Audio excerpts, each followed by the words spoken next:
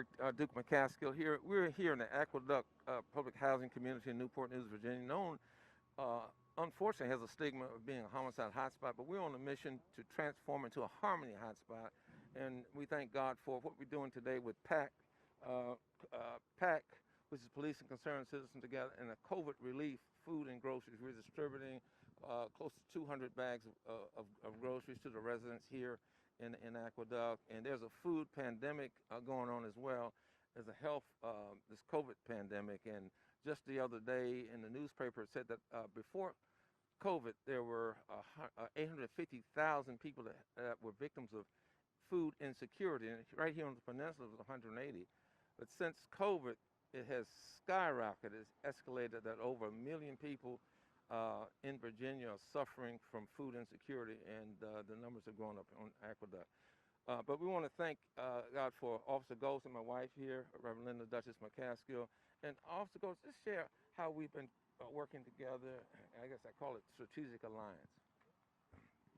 Sure. Well, so myself and Mr. McCaskill and PACCT have partnered together in the past. We were in Aqueduct earlier this summer passing out food and groceries to some of the residents here in the neighborhood. Of course, COVID has gotten worse since then, unfortunately, so we've had to adjust our strategies.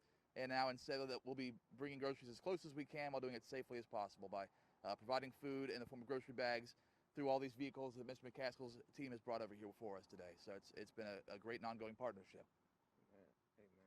Amen. And we hope that this will be a model for the nation.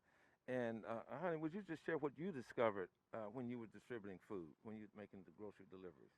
And the same thing that you were saying, that there is a large number of people who have a concern of not having groceries, or at least not as much groceries as they need for their families to be fed and to be fed properly. So we would just, it just touched my heart to say, well, what can we do? I was very comfortable for a minute sitting at home, but that's not helping the situation. So when I found this out, I had to get out of my comfort zone, do what needs to be done, come to the community, reach out, because this is what it's all about, reach out and touch. And that's what we're here today, to reach out and touch someone. Amen. All right, well, we thank God, and we have our volunteers here, and we also have the Gideons here. Amen. Amen. We have the Gideons here who are here to distribute those New Testament Bibles.